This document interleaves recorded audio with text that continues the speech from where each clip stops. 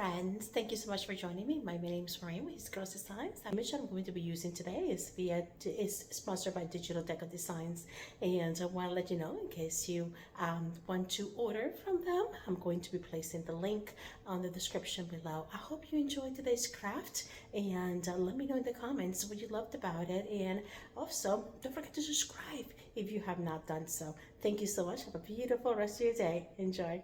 Hey, you're going to love today's DIY. So this is the print that I'm going to be using, and this is by Digital Deco Designs. The name of this print is Still Wintry Woodland 2. In addition to the print, I am also going to be using a stack of books. And these books, I did purchase them at the Dollar Tree. However, I wanted to encourage you to also get them from the public library where they will sell them for a fraction of what I paid here at the Dollar Tree.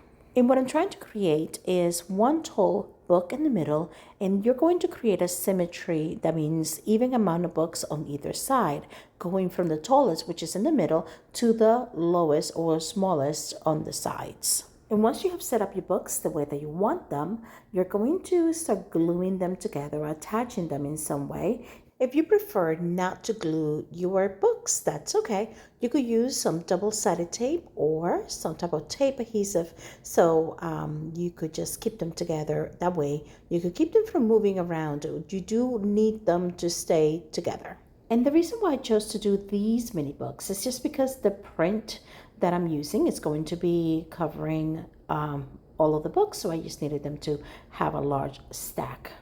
Now, I've chosen to paint all of the covers of the books, and that is so that way it could we could neutralize all of the different colors of the covers, and this paint is also going to relate the most to the print that we're going to be using. I did use a paint Beachcomber by Apple Barrel, and now I'm adding a lot of glue. In this instance, I'm using some Mod Podge to just make sure that this has plenty of glue, and we're going to adhere the digital print onto the books. Using the tip of my fingers, I am positioning the paper into place. I'm making sure that I am pressing it down and making room for all the little crevices.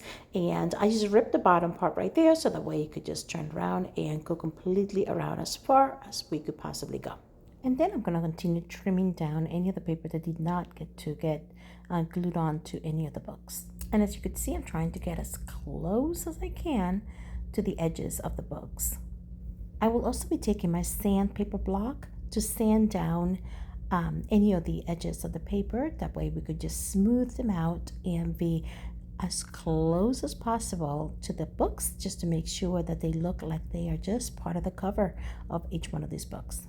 And as you could tell, the bottom became very easy, as all I had to do was just to tear to size to create just a very beautiful edge, just very rustic. And now to make a seamless transition from the print to the rest of the book cover, I just went ahead and just brought part of my paint onto the print. Next, I'm taking my rotary cutter just to cut the edge alongside of every single book, so that way we could be able to see that every book is individually placed on there, and the collection of these books make the print, the scenery all together. Now, to make an effort in keeping all of these books together, I'm using some twine. This is some jute twine, and I'm tying a knot. This is keeping all of these books together and preventing them from opening. Over that jute twine, I'm going to be placing some ribbon, some wire ribbon that I thought it came as close as possible, that related as close as possible to the scenery and the print. And as you could see, I'm using some hot glue to glue the ribbon onto itself. So the ribbon itself is not attached, it's not glued onto the books, it's just attached or glued onto itself. And now comes the cutesy part.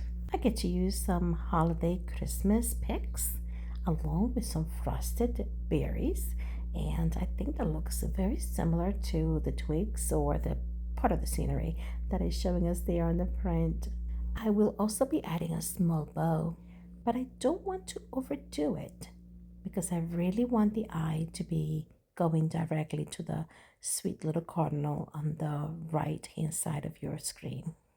And that is all this craft is going to take. I hope you have enjoyed it. I think it's stunning.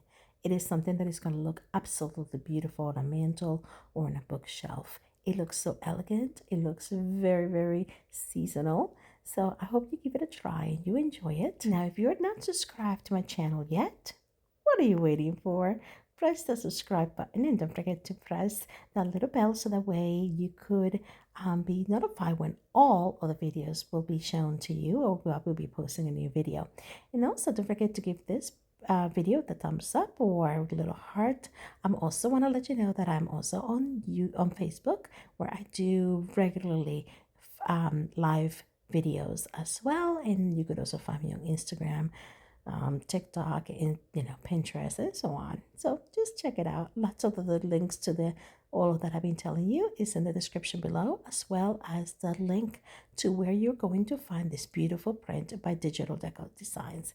I have enjoyed myself crafting here with you and sharing this beautiful craft with you. So don't forget to give it a thumbs up and subscribe. Thank you so much. I'm going to leave you with the finished product. Adios.